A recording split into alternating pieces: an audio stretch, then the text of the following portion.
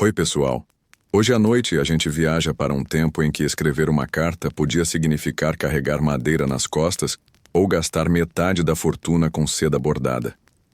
Estamos na China antiga, muito antes de qualquer ideia de impressora ou folha sulfite.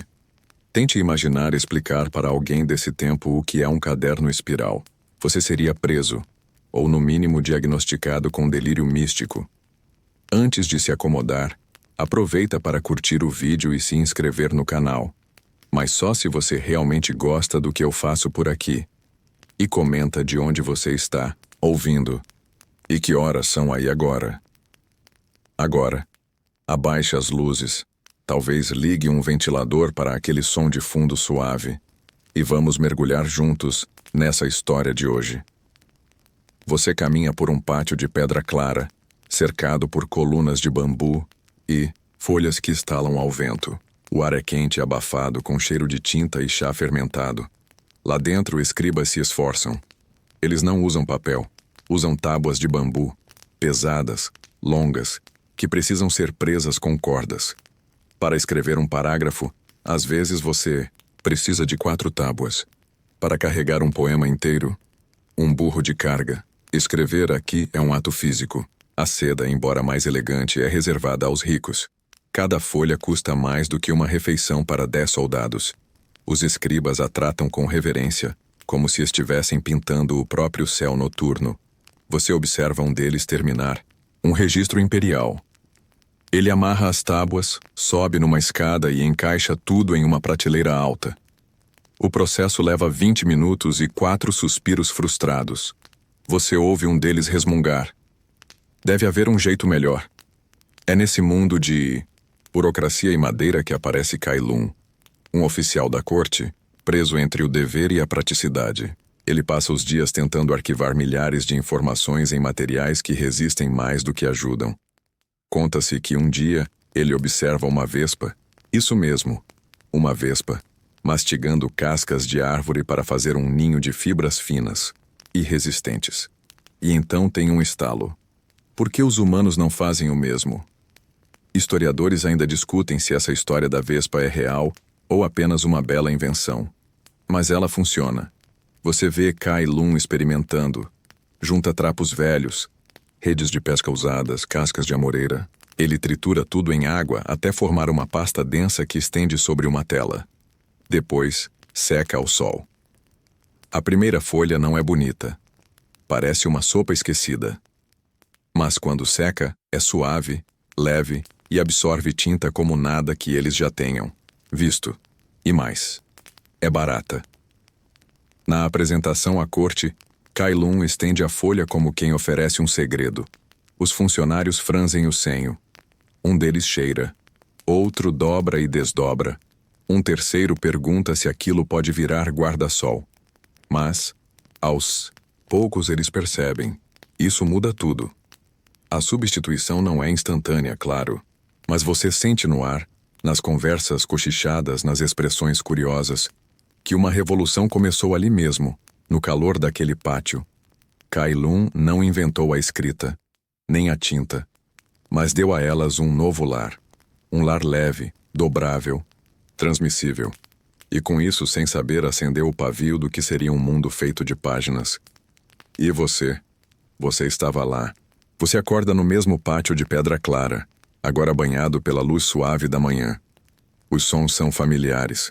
O bater das escovas de seda nos trapos úmidos, o tilintar dos baldes de madeira cheios de água e o chiado da tinta sendo mexida com paus finos. Um grupo de aprendizes, ainda sonolentos, carrega redes e cascas em direção ao tanque de maceração. Você percebe que, aos poucos, a invenção de Cai Lun está ganhando vida própria. Os oficiais da corte, sempre desconfiados de mudanças, começaram a mandar espiões. Alguns fingem interesse científico, outros trazem presentes e sorrisos largos demais. Mas todos querem saber, será que esse tal de papel vai mesmo substituir séculos de bambu, seda e dor nas costas?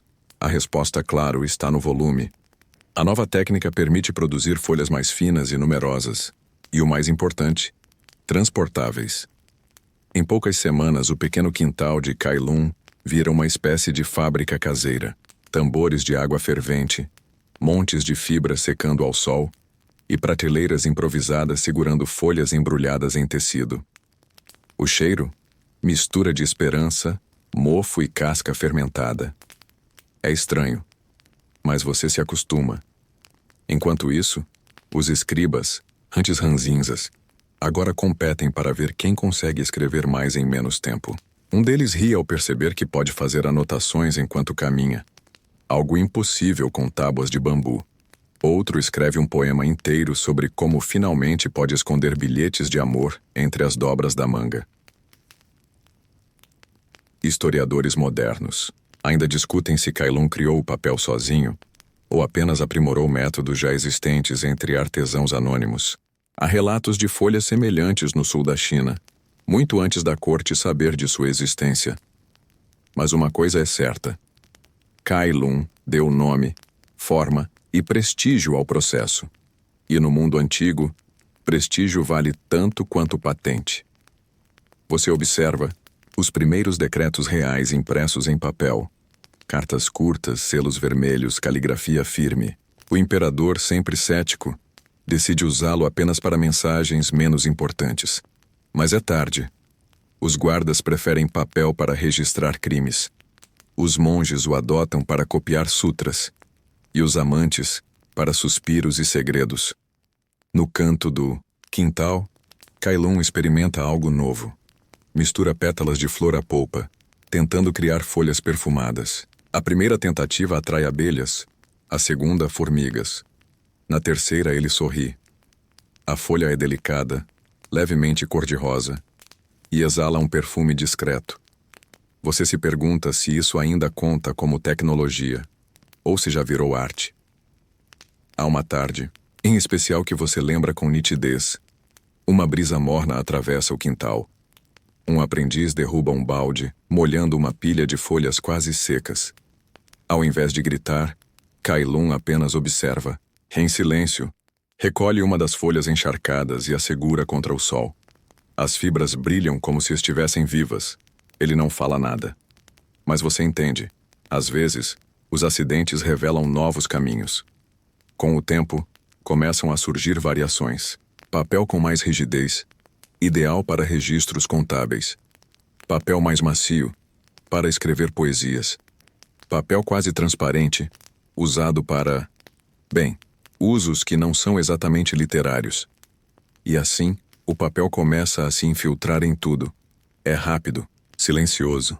Como uma mancha de tinta numa seda cara, o império começa a respirar em folhas leves, cheias de ideogramas e possibilidades. Mas há um detalhe curioso. Apesar de todo esse avanço, ninguém parece com pressa para multiplicar os textos em escala. A ideia de reproduzir o mesmo documento centenas de vezes simplesmente não surge. Historiadores se perguntam: como é possível que um povo que inventou o papel tenha demorado quase 1000 anos para inventar a impressora? Talvez fosse respeito pelo texto. Talvez medo do excesso. Ou talvez eles soubessem que nem toda ideia merece ser copiada. Você, por enquanto, só observa e começa a se perguntar o que mais eles poderiam ter inventado. Se quisessem. Você está sentado sob a sombra de uma ameixeira florida, observando o movimento constante no pátio de Kai Lun.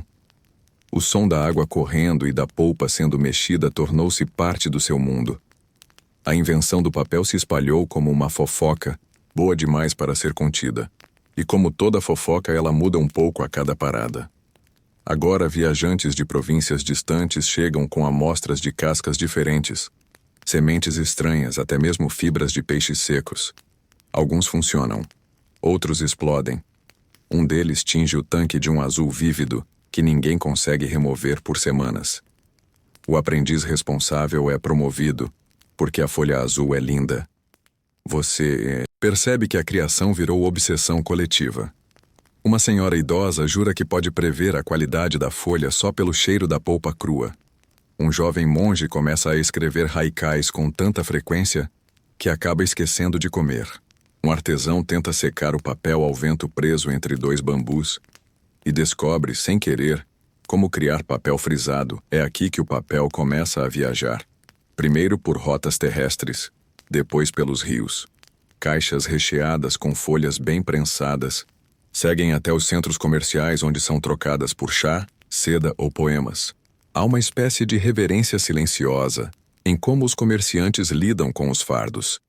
Como se cada folha contivesse mais que tinta, uma promessa de permanência. Mas com a expansão, vem também a padronização. Oficiais imperiais exigem que o papel usado em decretos tenha espessura específica. Os copistas pedem tamanhos padronizados para evitar desespero poético por falta de espaço. E, como sempre, os impostos aparecem. Agora, há taxas sobre o uso de fibras mais raras e uma inspeção anual para garantir que ninguém está produzindo papel inferior. Historiadores discordam sobre o impacto imediato disso tudo. Alguns dizem que o império floresceu em ideias e arte. Outros acham que tudo isso apenas aumentou a burocracia. Mas há algo inegável. Onde havia pedra e silêncio, agora há folha e voz. Você começa a notar pequenos detalhes. Como as palavras se organizam melhor na página branca. Como os traços ficam mais limpos, mais ousados. Um mestre calígrafo comenta: escrever em seda era dançar no vento. No papel é como gravar na pele do tempo. E você entende, é também nessa época que surgem os primeiros ratos de papel. Não roedores de verdade, mas leitores obsessivos, que guardam folhas escritas como se fossem amuletos. Um deles coleciona listas de compras de poetas famosos. Outro guarda cartas de amor não enviadas, como se o desejo não correspondido tivesse mais valor que o consumado. Você observa um jovem menino escondendo um bilhete atrás de uma pedra no muro. Mais tarde, uma menina o pega, lê e responde. Nasce ali um diálogo silencioso que durará semanas, em folhas dobradas e deixadas no mesmo canto. O papel, você percebe, virou ponte. Enquanto isso, o mundo ao redor segue sem notar o milagre que segura entre os dedos. A maioria ainda grava em bambu, risca em ossos ou simplesmente grita alto o que quer que o vento carregue. Mas aqui, neste canto do império, algo mudou. Você caminha até o tanque onde novas fibras estão sendo testadas. Alguém derramou mel por engano. A mistura fica espessa, pegajosa, impraticável, mas quando seca, brilha. Um novo tipo de folha. Nasce resistente, levemente dourada, com cheiro doce. Vai virar moda, até que alguém descubra que ela atrai ursos. Nem tudo é avanço, mas toda tentativa deixa um rastro. E você começa a entender que, mesmo sem perceber, esses artesãos estão escrevendo o futuro com as mãos. Naquela noite, enquanto observa uma folha secando ao luar, você sente o peso da história não nos eventos grandiosos, mas na repetição. A mesma mistura, o mesmo gesto, a mesma paciência. É nisso que o futuro se escreve, uma folha por vez. Você acorda com o som de alguém soprando levemente sobre folhas de papel penduradas. É um velho costume. Acredita-se que o hálito da manhã traz sorte e resistência às fibras. Você não questiona. Depois de ver um rolo inteiro dissolver, com umidade, qualquer superstição parece sensata. Nesta fase, o papel já está em todo lugar. Ele cobre paredes de templos, embala doces feitos de arroz, protege talismãs dentro de pequenas bolsas. Em algumas casas, já substitui as janelas de seda, espalhando luz difusa com uma beleza serena. E com isso, a escrita ganha novos lares. A escrita. Ah, sim. O papel não serve apenas para desenhar flores ou calcular o preço do nabo. Com ele, a palavra se multiplica, copistas se multiplicam, e surgem os primeiros escribas independentes.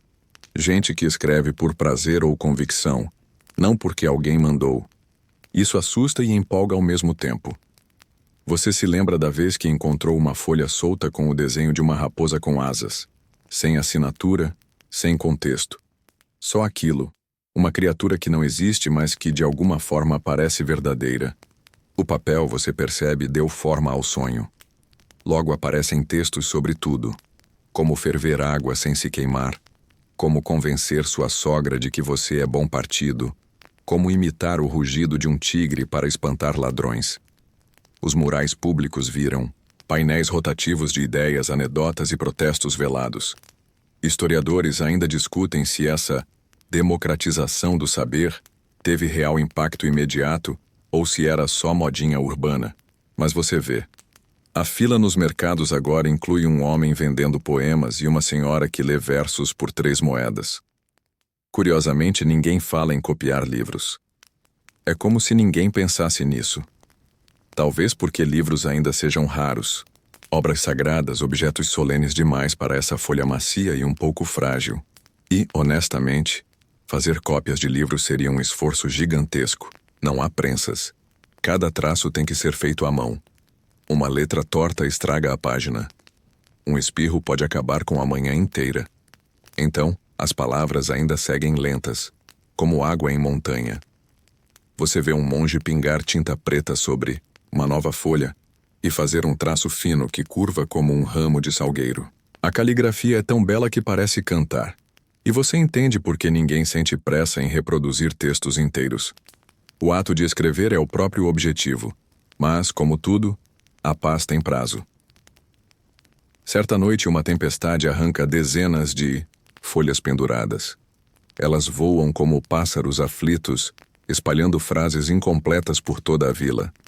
No dia seguinte, um menino entrega a você um pedaço rasgado onde se lê apenas: o amor é um peixe que... Você nunca descobre o resto. Esse evento vira um mito local. Dizem que foi uma oferenda aos ventos, que os deuses agora sabem escrever, que com sorte responderão. Mais tarde, você ouve alguém sussurrar que o papel permite isso. Deixar perguntas, soltas no ar. Não para serem respondidas, mas para que mais gente também pergunte. Na oficina de Kailun, tudo segue em expansão. Agora há registros de mais de 20 tipos de fibra testada. Algumas fedem, outras brilham. Algumas desfazem-se ao toque. Outras são tão resistentes que um exército começou a testá-las como armadura leve. Não funcionou. O papel pegava fogo com facilidade. Dionísio. Lembra dele? Não, claro que não. Este é outro mundo. Mas o espírito é o mesmo. Buscar o impossível por caminhos improváveis. Você observa os aprendizes trabalhando em silêncio e percebe. Essa é a verdadeira invenção. Não a folha, mas a permissão para criar sem saber onde vai dar. Você caminha até o tanque. A água está escura, turva com fibras, mas vibra de vida. Uma libélula pousa num galho flutuante. Você a observa imóvel. Um aprendiz bate palmas atrás de você. A libélula voa. A água se acalma. Como as ideias, você pensa. A essa altura, você já sabe reconhecer o som do papel secando ao sol. É quase como o crepitar de folhas no outono, mas mais tímido, como se os próprios papéis estivessem sussurrando segredos um ao outro. Você passa por eles com cuidado, quase respeitando um santuário silencioso. Agora algo curioso acontece. O governo, sempre atrasado, sempre desconfiado, finalmente percebe que o papel pode ser útil. Mas não para contar histórias ou guardar receitas de chá. Não. Eles querem papel para controle. Listas de impostos, relatórios militares, censura organizada. É o primeiro grande uso institucional. Você vê um oficial com roupas azul petróleo carregando rolos sob o braço, esbaforido. Um segundo depois ele perde o equilíbrio e os rolos se desenrolam pela rua como cobras burocráticas. Crianças correm atrás, rindo. Ele grita. Você não ajuda, ninguém ajuda. Mas é um momento memorável. Ainda assim, o papel prova seu valor. Rápido, leve, prático. Muito mais eficiente do que as tábuas de bambu que ocupavam o espaço e exigiam músculos para transportar. Com ele, o império inteiro começa a respirar em papel. Um novo tipo de poder surge, o do escriba. Eles surgem como cogumelos depois da chuva. Homens, e algumas mulheres, que dominam a caligrafia e começam a tomar decisões sem sair do lugar. Sabem escrever bonito, sabem usar palavras como lâminas. Um novo tipo de arma. Você encontra um deles. Um velho de dedos manchados de tinta que fala devagar, como se cada palavra tivesse que passar por um portão secreto. Ele te oferece chá, morno demais, e mostra um pergaminho onde escreveu em vermelho: a mentira mais eficaz é a que soa óbvia demais para ser questionada. Você não entende o contexto, mas finge que sim. Historiadores discutem se essa ascensão dos escribas foi um golpe lento ou uma evolução inevitável. Você percebe que, com papel, até as disputas mudam de forma. Menos espadas, mais carimbos, menos batalhas, mais memorandos, e em meio a tudo isso, as pessoas comuns continuam criando. Não por poder, mas por prazer. Aparecem origamis primitivos, bonequinhos de papel que giram no vento, jogos de dobraduras. Uma criança te entrega um envelope selado com uma pétala de ameixeira. Dentro, um poema. É sobre um grilo e uma montanha. Você não entende, mas guarda. Você começa a anotar. O papel não é só útil, é íntimo. Ele toca os dedos de cada pessoa de modo diferente. É flexível como nenhuma outra invenção foi até então. Com ele surgem as primeiras cartas românticas não ditadas por escribas. Pessoas escrevendo o que realmente sentem, ainda que mal, ainda que tremendo. Um vendedor ambulante começa a vender frases para todas as ocasiões, copiadas à mão em papéis coloridos. Pedido de desculpas, declaração de amor, elogio para sogras. As pessoas compram, riem, guardam nos bolsos. O papel agora é companhia. Em outro canto da cidade, você ouve falar de um artesão excêntrico que faz pipas com versos colados na estrutura. Quando voam, parecem canções flutuando. Uma pipa se solta. Você a observa subir até sumir no céu. Por um momento pensa que talvez a palavra escrita tenha inventado asas. Mas nem tudo são poemas ao vento. Há também as primeiras tentativas de falsificação. Um selo imperial é imitado com perfeição. O mensageiro que o entrega acaba preso. Você assiste à cena, sem saber se sente pena ou admiração. Talvez ambos. O imperador ordena então a criação de marcas secretas, textos invisíveis, revelados apenas com fumaça de incenso. Os alquimistas do papel ganham espaço. Testam tintas feitas de vinho, de salmoura, de lágrimas secas, embora ninguém saiba se essas últimas são reais. Você vê um deles preparar a tinta. Ele sopra sobre a mistura até ela se acalmar, como quem consola uma criança. Depois mergulha o pincel, traça um caractere e sorri como se tivesse vencido um enigma antigo. Mais tarde, à beira do rio, você se pega olhando uma folha que caiu na água. Ela ondula, afunda devagar, depois volta à superfície, ainda inteira. Você a pega. Ela já não serve para escrever, mas parece conter algo, um resíduo, uma memória. Você entende então. O papel tem um poder estranho. Ele registra, mas também absorve. E esse poder será testado em breve, de um jeito que ninguém espera. Você atravessa um mercado abafado, onde frutas secam penduradas e os comerciantes gritam nomes de produtos que você não reconhece. Em meio ao tumulto, um homem está tentando vender papel com cheiro. Sim, papel perfumado. Dizem que foi deixado sobre flores por 3 dias e depois selado com cera de jasmim. Uma senhora compra um rolo inteiro e sai sorrindo como se tivesse acabado de reencontrar um velho amor. A popularização do papel chegou a um ponto inesperado. Agora ele também serve para seduzir. Você vê um grupo de jovens se reunindo em círculo para trocar palavras sortudas escritas em pedaços coloridos. Algumas são proverbiais, outras absurdas. Uma diz: o vento carrega segredos, mas só o papel sabe onde pousar. Ninguém sabe o que isso significa, mas todos acenam como se entendessem. Você também. É aí que começa a surgir algo novo. Uma nova forma de consumo. Não mais apenas papel como meio, mas papel como objeto de desejo. Os artesãos começam a competir. Um diz que seu papel é feito com água das neves derretidas do Monte Tai. Outro jura que mistura cascas de romã para obter um tom único de coral. Você compra um pedaço só para sentir. É suave. Um pouco áspero nas bordas, Como se estivesse no meio de um dilema existencial entre ser tecido ou madeira. É claro que isso leva ao exagero. Logo surgem coleções. Pessoas com armários dedicados apenas a folhas de papel decorado. Um jovem te mostra o papel da tempestade. Uma folha cinza com bordas azuis criada durante um vendaval. Você segura. Ela vibra um pouco na sua mão. Ou talvez seja só imaginação. Você decide acreditar que não é. Ao mesmo tempo, começam a surgir os primeiros jornais murais. Não impressos, ainda não. Mas escritos à mão com caligrafia impecável, colados em paredes públicas para contar boatos, listas de compras do vizinho, poemas anônimos sobre gatos locais. Um diz: hoje vi um gato sentado como imperador. Nada mais importa. Você ri. E pensa: talvez realmente não importe. Historiadores ainda discutem se esses jornais foram os precursores da imprensa ou apenas arte de rua com pretensão filosófica. O debate não é resolvido, mas o impacto está ali. Você testemunha um encontro entre um poeta famoso e um carpinteiro analfabeto. O poeta lê em voz alta um de seus textos enquanto o carpinteiro apenas segura o papel, passa o dedo devagar sobre as linhas como se estivessem em braille emocional. Ele não entende as palavras, mas diz que entende o peso. O poeta se emociona. Você também. Mas finge que foi o vento no olho.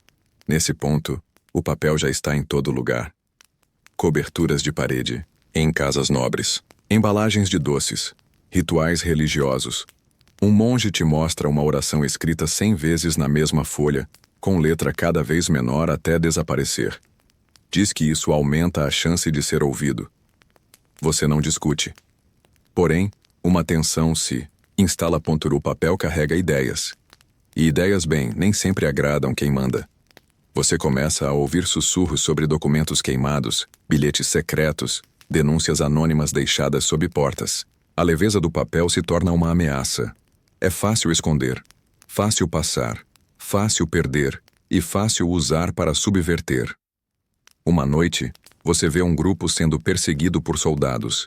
Eles deixam para trás uma pasta cheia de folhas com desenhos e frases como: quem não vê, não governa. Você pega uma. É bonita, perigosa. Você não entrega. Essa é a outra face do papel. Subversão delicada. E, mesmo com tudo isso, ainda ninguém pensa em imprimi-lo. O esforço de copiar à mão continua. Os escribas seguem reinando. A arte de escrever é como um clube secreto. A ideia de multiplicar palavras com um clique de pressão parece heresia. Você encontra um velho calígrafo em uma tenda escura. Ele diz: por que acelerar o que deve ser saboreado? Você pergunta se ele sabe o que é uma impressora. Ele balança a cabeça. Sei que não gosto do som. Você não sabe o que isso significa. Mas, de novo, finge que entende, enquanto as papoulas florescem ao redor da cidade. O aroma se mistura com o do papel secando. O céu está azul. Um jovem passa por você assobiando, com uma folha presa no chapéu. Nela está escrito: o mundo muda devagar até que muda de uma vez. Você começa a suspeitar que o papel sabe de algo que ninguém mais sabe. Você está sentado sob a sombra de uma amoreira, com um cesto de frutas ao lado e uma pilha de papéis à sua frente. Um jovem aprendiz passa correndo, tropeça, derruba tudo, pede desculpas e continua como se fosse parte da coreografia do dia. Você sorri. Há algo cômico e reconfortante na desordem do mundo, especialmente agora, quando o papel se tornou tão comum que já não é mais notado, ou melhor, quase não é notado. Você começa a perceber uma nova moda entre os estudiosos, mais extravagantes: o uso de papel como acessório. Dobras que se tornam flores para o cabelo, lenços improvisados, leques com versos românticos.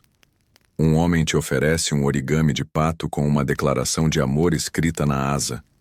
Você agradece, mas recusa, principalmente porque o pato parece mais uma espátula deprimida. Mas esse espírito de leveza e invenção logo encontra seu oposto: o uso burocrático do papel. Você é convidado a assistir a uma audiência administrativa, onde um senhor de Barba Branca segura uma pilha de documentos como se fosse uma espada. Cada papel representa um imposto, uma obrigação, uma reclamação, uma cobrança. Ele grita: "Tudo está escrito aqui." De repente, o papel virou autoridade. É uma virada lenta, mas inevitável. O que antes era arte ou expressão pessoal agora se torna regra, ordem, registro. Papéis carimbados, assinados, selados com cera. Você observa um escriba muito sério escrevendo a palavra culpado, com tanta firmeza que quase perfura a folha. Você encontra um arquivo público. Sim, já existiam. Prateleiras e mais prateleiras de documentos organizados. Um atendente, franzino com olhos cansados, aponta para uma área e diz: "Aquele é o setor de pedidos esquecidos." Você pensa em deixar um bilhete lá, só pela piada. Nesse cenário de crescimento da administração escrita, algo se destaca: o nascimento das identidades documentais. Nomes que antes existiam apenas na fala, agora têm uma versão em tinta. Você segura uma folha onde está escrito Huang Mei, filha de nada, cidadã do nada. O texto era para ser um registro fiscal, mas soa mais como poesia existencial. E ainda, apesar de todo esse uso, nenhuma impressora. Os escribas seguem firmes. Calígrafos são tratados como artistas e magos. O número de cópias cresce lentamente, à custa de dedos doloridos e olhos cansados. Um copista te diz: "Se você não sangrou para escrever, então não escreveu de verdade." Você pergunta se é literal. Ele ri. Você espera que não. Enquanto isso, no campo, monges budistas desenvolvem uma prática curiosa.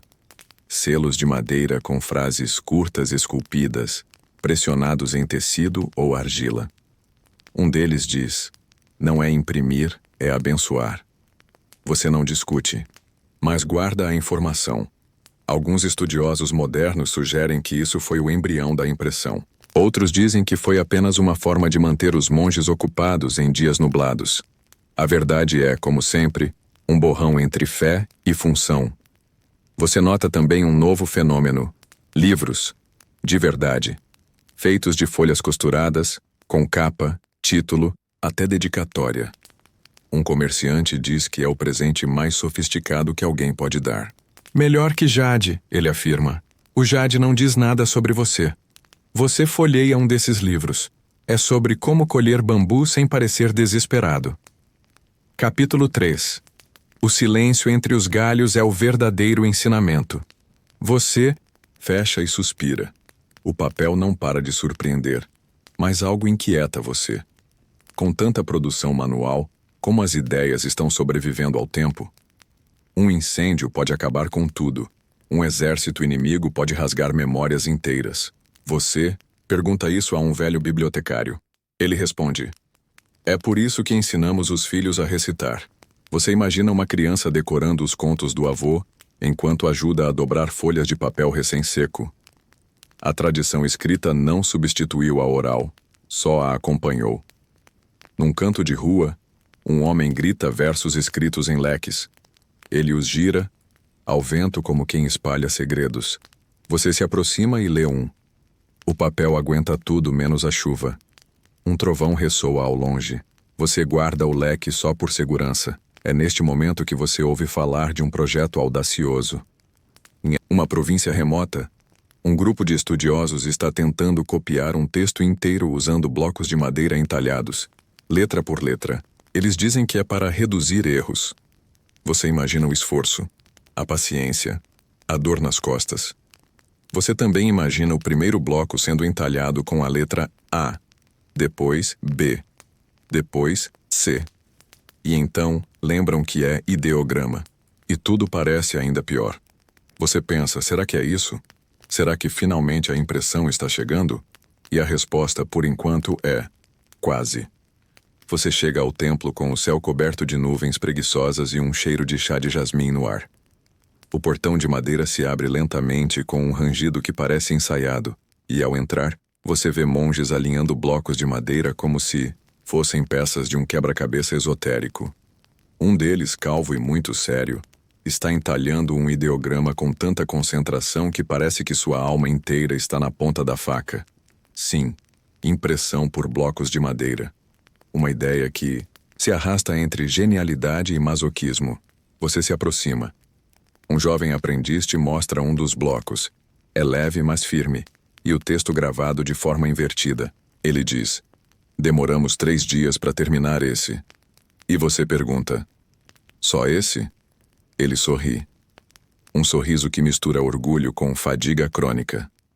Você observa o processo. O bloco é entintado com um pano úmido, a folha colocada com precisão quase mística, depois pressionada com as palmas das mãos, deslizando com movimentos circulares. Quando a folha é erguida, voilá! Uma página inteira aparece como mágica. Quase mágica. O problema? Cada página exige um bloco novo.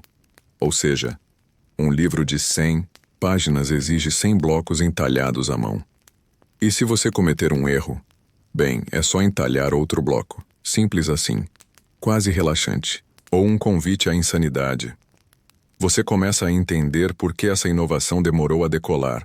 Apesar disso, há entusiasmo no ar. Os monges acham que estão no limiar de algo revolucionário. Você vê pilhas de textos budistas, cópias múltiplas sendo feitas com uma eficiência monástica. Pela primeira vez, um mesmo ensinamento pode ser replicado com fidelidade, sem depender do humor de um escriba ou do cansaço de um calígrafo com tendinite. Mas a novidade tem seus críticos. Um velho calígrafo se recusa a aceitar. Ele diz que cada traço da mão transmite intenção espiritual. Uma cópia feita à mão respira. Ele declara, com o peso de quem viveu 80 invernos e 1000 versões de um mesmo poema. Essas cópias sussurram. Você não sabe o que isso quer dizer, mas anota mesmo assim. Enquanto isso, em outras regiões, o papel já está em todo canto, em amuletos de sorte, em contratos de arroz, em poemas colados em paredes de casas para espantar maus espíritos. Há até papel usado para fins higiênicos. Sim, um homem te mostra uma pilha macia, dobrada cuidadosamente, com uma etiqueta que diz: para necessidades nobres e discretas. Você recua. Ele insiste. Você corre. Apesar do uso massivo e crescente, a impressão em blocos continua restrita a círculos específicos. Muitos acham que não vale o esforço. Outros se encantam com a possibilidade de eternizar uma ideia em madeira. Historiadores modernos divergem. Alguns dizem que isso foi o início da verdadeira imprensa oriental. Outros acreditam que foi uma curiosidade regional, impulsionada pela obsessão budista por cópias exatas. Uma teoria sugere que o próprio imperador teve uma coleção de blocos que ninguém usava, mas que todos fingiam admirar. Você se lembra da primeira vez que viu alguém escrever num papel. Agora vê um monge passar o dia inteiro copiando a mesma frase com blocos de madeira. E sente que algo está mudando. E ainda assim, nenhuma imprensa de tipos móveis. Você pergunta a um monge por que não entalham apenas os ideogramas separadamente e os rearranjam para formar frases. Ele te olha como se você tivesse falado em voz alta o nome de um demônio. Isso traria confusão, ele diz, e bagunça. Mas você vê uma centelha, uma faísca na rigidez, um gesto que talvez, um dia, possa virar uma revolução. Você está sentado sob a sombra de uma amoreira, tentando entender como o império mais avançado da Terra, com estradas suspensas, relógios d'água e guarda-chuvas reversíveis, simplesmente decidiu ignorar o conceito de tipos móveis. Uma brisa leve agita os bambus ao longe. Um vendedor passa oferecendo bolinhos de arroz e você compra 2. Porque pensar com fome não dá. Você começa a reparar que o papel agora está em tudo. Avisos em paredes de mercados, listas de casamentos, decretos do imperador e até poemas anônimos deixados nos degraus do templo por admiradores secretos ou muito tímidos. O papel é onipresente, maleável, leve, silencioso. E, no entanto, a impressão continua. Ineficiente. Em uma cidade do norte você encontra um artesão excêntrico chamado Bi Sheng. Ele está sentado no meio de centenas de pequenos cubos de argila, cada um com um ideograma gravado. Ele não parece muito animado com sua própria invenção. Tipos móveis, ele diz, apontando com um graveto. Cada um desses pode ser rearranjado para formar qualquer texto. Você arregala os olhos. Isso é brilhante. É, mas ninguém liga. Bichen explica que os chineses não têm um alfabeto. Eles têm milhares de caracteres únicos. Isso significa que você precisa de uma quantidade absurda de tipos para formar um texto minimamente interessante. E como guardar tudo isso? Como organizar? E se perder um ideograma raro? Acabou a tiragem. Ele tenta te mostrar como funciona. Ele monta uma frase simples. Leva meia hora. Quando termina, você percebe que ele trocou 2 caracteres. Ele suspira. Você suspira. O bolinho de arroz esfria, e ainda assim, há algo fascinante naquele caos meticuloso. Bicheng sorri de canto. Eu sei que isso não vai pegar agora, mas talvez um dia alguém use isso melhor do que eu. Você pensa que está diante de um momento de ruptura, um lampejo de futuro no meio da poeira antiga, mas ninguém em volta parece se importar. Um velho passa cuspindo sementes de melancia no chão. Um cachorro dorme sobre um monte de tipos desorganizados. Os historiadores ainda discutem se Bicheng realmente foi o inventor dos tipos móveis, ou se alguém antes dele tentou algo parecido e fracassou tão miseravelmente que ninguém se deu o trabalho de registrar. O pouco que se sabe vem de relatos isolados, quase sussurrados entre estudiosos. O Império não adotou. As escolas ignoraram. O tempo quase apagou. Você observa o inventor trabalhar sozinho, testando combinações, errando, corrigindo, queimando os dedos com o óleo da lamparina. E entende, nem toda grande invenção chega na hora certa. Às vezes ela precisa esperar que o mundo esteja pronto para ouvir. Ao sair dali, você leva um dos tipos com você, um pequeno bloco de argila com o símbolo da palavra esperar. Você o guarda no bolso. E naquela noite sonha com uma gráfica que nunca existiu. Você acorda com o som de tinta sendo moída entre 2 pedras. Um jovem aprendiz está ali, em silêncio, preparando o pigmento para a caligrafia. Você ainda tem o bloco de argila no bolso. A palavra esperar parece mais pesada hoje. Talvez porque Bicheng tenha plantado uma ideia na sua cabeça. O tempo certo para uma invenção nem sempre é o agora. Enquanto caminha por uma estrada de terra vermelha, você passa por vilarejos onde o papel já se tornou parte do cotidiano. Usado para tudo, desde convites de casamento até envelopes com moedas para o ano novo. Mas ainda assim, todos os textos são copiados à mão. Carregados de beleza, sim, mas também de atraso. Você assiste a um escriba passar 10 dias inteiros transcrevendo um único volume. 10 dias. E então, você chega a uma escola.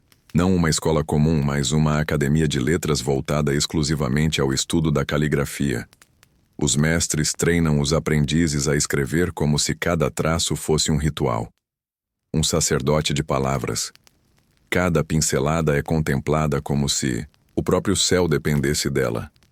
Você se senta ao fundo, observa e começa a entender. A caligrafia não é só escrita. É status, é devoção, é arte sagrada. Um texto impresso, por mais eficiente que fosse, jamais poderia carregar a mesma reverência de um ideograma escrito à mão por um mestre que passou 20 anos aprendendo a controlar o próprio pulso. Um fato curioso, alguns calígrafos mais radicais acreditavam que o ato de copiar manualmente os textos era uma forma de meditação que beneficiava o espírito do leitor. Uma cópia feita por máquina, segundo eles, seria palavra sem alma. A ironia não passa despercebida.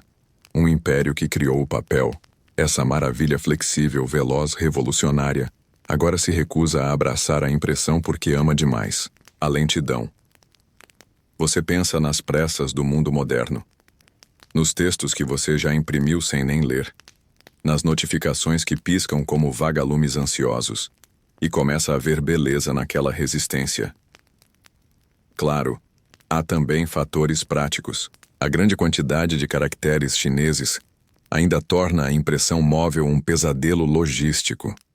As tentativas de Bi Sheng foram, na melhor das hipóteses, admiradas em silêncio, mas nunca replicadas em larga escala. No máximo, usadas para imprimir pequenos manuais ou rótulos. Historiadores hoje ainda brigam sobre isso. Alguns acham que a sociedade chinesa teria explodido em alfabetização se tivesse abraçado a impressão. Outros dizem que o apego à caligrafia preservou um senso estético e cultural que a velocidade ocidental acabou sacrificando. Você sai da escola com a mente borbulhando. O sol começa a se pôr, tingindo o céu com tons de açafrão e ferrugem. Você encontra um velho sentado sob uma ameixeira, escrevendo um poema sobre a sombra da montanha. Sem levantar os olhos, ele diz: "A pressa rouba o perfume da flor." Você não sabe se ele está falando com você ou só recitando algo que ouviu em um sonho, mas você anota. E por um instante, sente que também está aprendendo a esperar. Naquele fim de dia, você escreve pela primeira vez em papel chinês, com um pincel torto e tinta que demora a secar. A letra fica horrível, mas você guarda a folha assim mesmo, não por sua beleza, mas pelo tempo que ela levou para nascer. A viagem continua agora em silêncio. Você carrega a folha de papel mal escrita, dobrada em 3, como se fosse uma relíquia. Dionísio certamente teria bebido sobre ela, manchado com vinho e chamado de arte. Mas aqui, o silêncio é respeitado. Você cruza um rio raso, observando as lavadeiras que usam folhas de bambu para organizar a roupa. Uma delas segura uma folha de papel ao sol, protegida como se fosse pele de dragão. Você está em Luoyang, a cidade das flores de peônia e das ideias enterradas. Dizem que foi aqui que muitos dos primeiros registros de papel foram feitos. E também aqui que, um dia, a impressão começaria a germinar novamente. Mas não por agora. Você entra num templo onde os monges copiam escrituras budistas.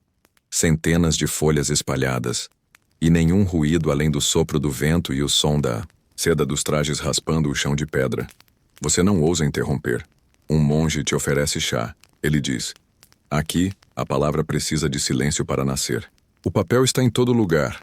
Envelopes, talismãs, decorações. Mas impressão? Nada. Você encontra um comerciante vendendo pincéis com hastes de osso e cerdas de lobo. Ele conta que ouviu falar de um homem, Bi Sheng, que tentou domar as palavras com barro. Diz que a invenção foi esquecida porque ninguém queria confiar em frases que não nasceram do pulso. É aqui que você encontra algo curioso. Uma coleção de selos. Não selos postais, claro, mas carimbos de madeira, usados para imprimir símbolos únicos em contratos e decretos. Não é impressão de texto, mas é um começo. É como se a ideia estivesse escondida ali, deitada, respirando devagar, esperando sua hora. Você visita uma pequena feira onde poetas escrevem versos sob encomenda, cobrando por linha. Um deles escreve para você. As palavras são como chuva. Molham melhor quando caem devagar. Você não entende se ele está te criticando ou só tentando ser poético. Provavelmente os dois. Historiadores modernos ainda debatem por que a impressão não floresceu aqui como faria mais tarde na Europa.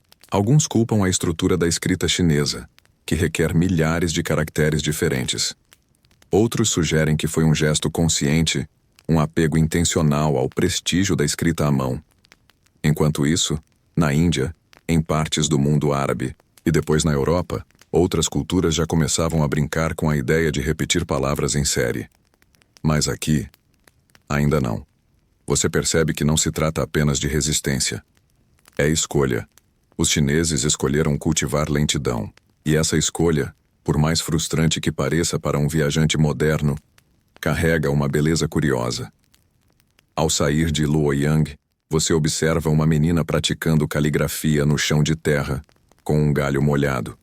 Ela desenha os caracteres como se fossem dançarinos delicados. Você se abaixa para assistir. Ela sorri. E você entende. Ela está escrevendo sem papel, sem tinta, sem permanência. Só pela alegria de traçar. E talvez seja isso que faltava ao mundo da impressão. Alegria do gesto. Você guarda esse pensamento como quem guarda uma semente, pequena, mas teimosa. Você segue para leste, passando por campos de arroz dourado e montanhas cobertas de neblina. A estrada agora é acompanhada por histórias que não estão escritas em lugar nenhum, mas que todos parecem saber. Um pescador te conta sobre uma vila onde os espíritos escrevem poemas nas folhas das árvores. Um andarilho diz que existe um monastério onde se imprime usando cinzas e sal. Tudo mito, provavelmente. Mas depois de tanto tempo estudando papel, você começa a acreditar em qualquer coisa que envolva palavras escondidas. No vilarejo de Uxi, você encontra algo inesperado. Um artesão chamado Lao Min que cria brinquedos, de papel. Pipas em forma de dragões, lanternas dobráveis, máscaras de tigre. Ele te convida para sua oficina, onde o cheiro de cola de arroz e tinta de fuligem preenche o ar. O papel ali não serve para transmitir ideias, ele voa, brilha, brinca. É o papel como corpo, não como voz. Lao Min te mostra uma pipa com caracteres antigos. Estes são nomes de ventos, diz. Cada um tem uma personalidade. Alguns sobem, outros dançam em círculos.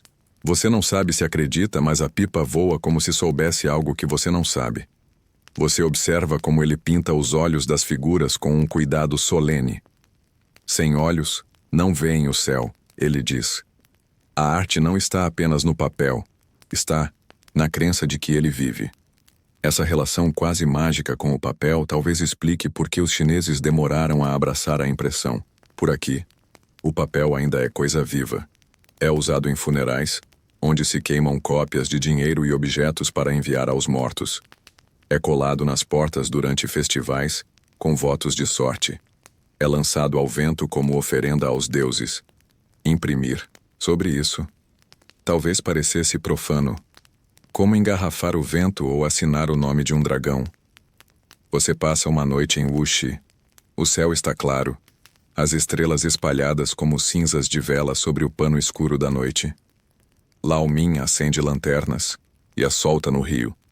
Cada uma carrega um ideograma pintado à mão. Ele te entrega uma, sonho. Você hesita. Depois solta. A lanterna se afasta girando, até virar apenas mais uma luz entre tantas. Historiadores ainda tentam definir o que conta como impressão nesse contexto. Alguns defendem que o uso cerimonial de selos e carimbos já é um embrião da prática. Outros dizem que a ausência de multiplicação massiva desqualifica. Mas é inegável que havia ali uma intimidade com o papel que não pedia repetição, pedia ritual. De manhã, você se despede de Lao Min. Ele te dá uma pequena caixa feita de bambu. Dentro, recortes de papel em forma de flores e estrelas. Quando estiver cansado, ele diz, jogue uma no fogo e faça um pedido. Você guarda a caixa com cuidado. Não acredita de verdade, mas também não ousa duvidar, e continua sua jornada, agora com um respeito renovado por tudo que pode ser feito com papel, menos a impressão. Você segue para o norte, atraído por rumores de uma biblioteca subterrânea que guarda segredos não apenas escritos, mas também enterrados. O lugar, segundo dizem, foi criado por monges que acreditavam que algumas palavras precisavam ser protegidas da luz e que só deviam ser lidas quando a escuridão fosse absoluta. Chegar lá exige atravessar um bosque espesso, onde os galhos parecem cochichar entre si. Um velho guarda o caminho. Ele não fala. Apenas te entrega um pedaço de papel com uma única palavra: silêncio. Você entende o recado. A biblioteca é um labirinto escavado em rocha viva. Suas paredes são revestidas por prateleiras, de bambu e barro, e os livros são guardados em caixas lacradas com cera e fitas vermelhas. Você precisa segurar uma lamparina com óleo de flor de lótus. Ela exala um perfume doce, quase hipnótico. A cada passo, o som de papel sendo tocado, por ar frio ecoa pelas galerias, ali. Os manuscritos não são apenas preservados, eles são reverenciados. Antes de abrir um volume, o monge bibliotecário entoa um mantra. Quando você pergunta por quê, ele responde: para que o papel se lembre de que ainda é ouvido. É nessa biblioteca que você encontra um tratado, antigo, muito antes de Gutenberg, descrevendo uma técnica rudimentar de impressão com blocos de madeira, linhas talhadas em relevo, entintadas com pigmento vegetal e pressionadas contra o papel. A precisão é limitada, mas é reprodução, e isso muda tudo. Você tenta entender por que esse conhecimento não se espalhou. O monge te mostra outro. Manuscrito.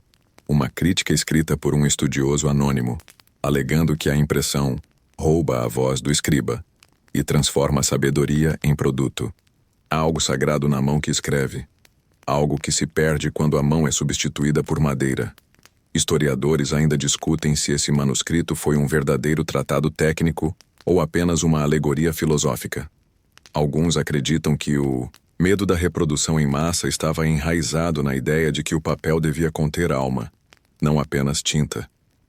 Você se lembra das pipas de Lao Min, das lanternas no rio, das oferendas queimadas.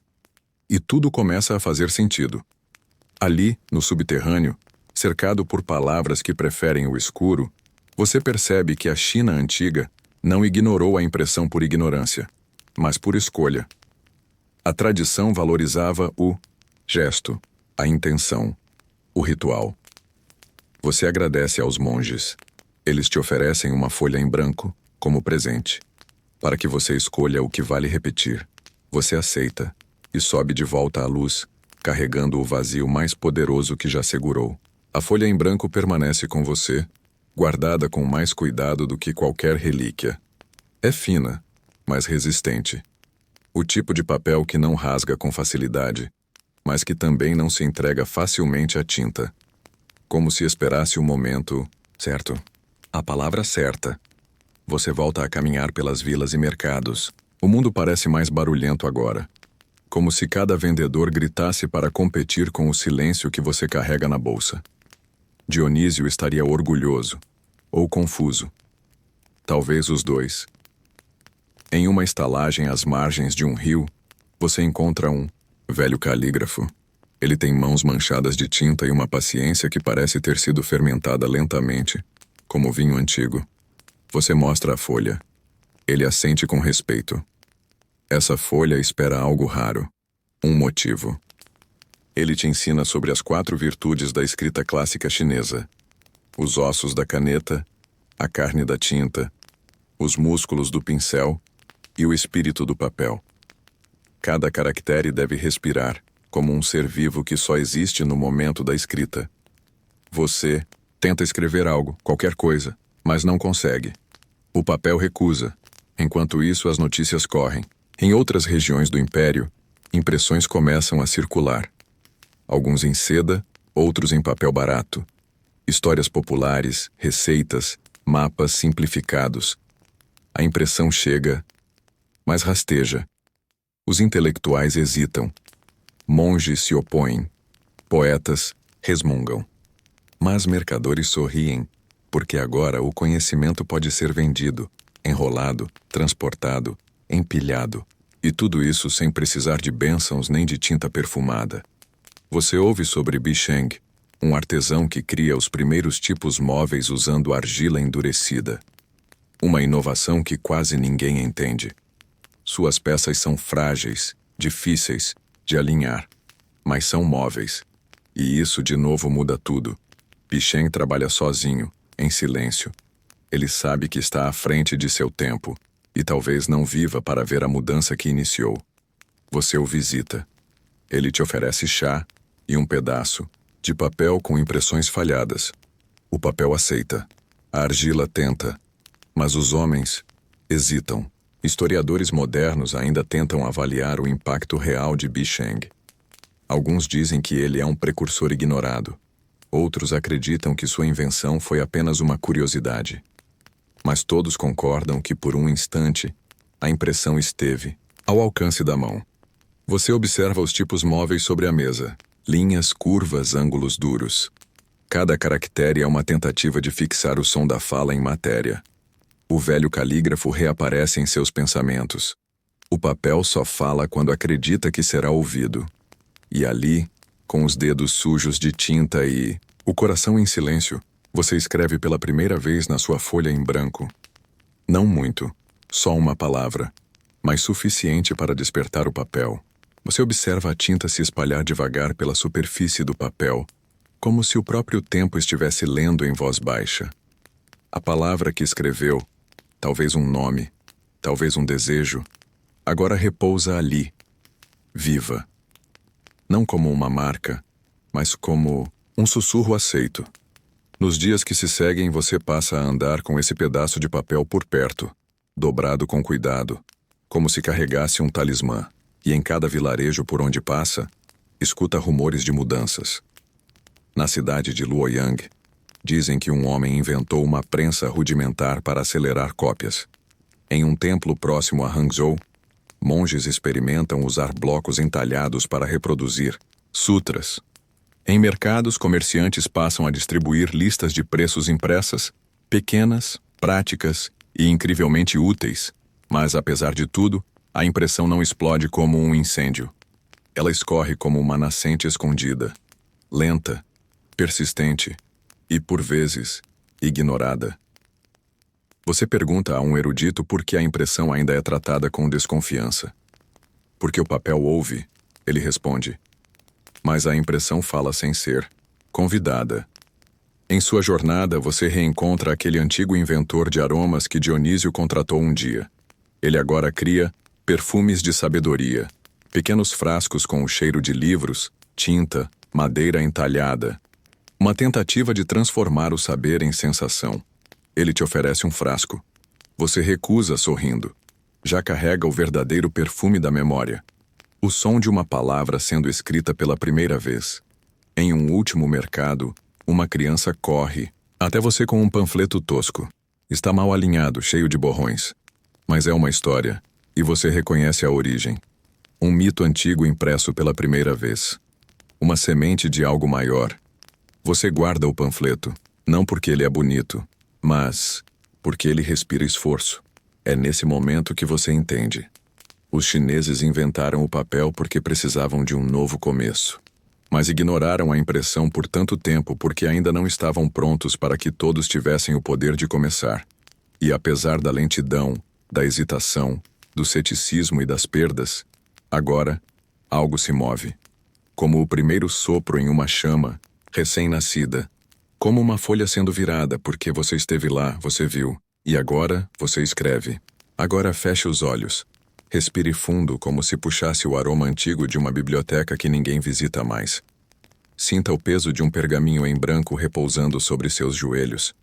Ele não exige nada, não julga, só espera. Como o silêncio, antes de uma ideia.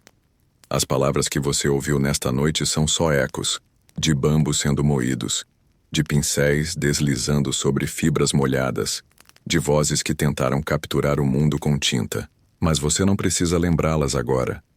Elas já estão dentro de você, como bolhas em uma bebida esquecida, como letras flutuando num sonho. Sinta o papel se tornando brando em sua mente. Como se cada folha fosse um cobertor. Como se as margens alargassem o horizonte dos seus pensamentos. Cada frase que passou por você agora repousa, ordenada, alinhada, como caracteres adormecidos à espera de um novo dia. Você está seguro, você está calmo, e o mundo que parecia ruidoso, agitado, desigual, está lá fora. Aqui dentro, só, existe este momento. Esta respiração. Esta pausa entre duas páginas. E talvez, se ouvir com atenção, você ainda escute o sussurro do papel, esperando por mais uma palavra. Boa noite.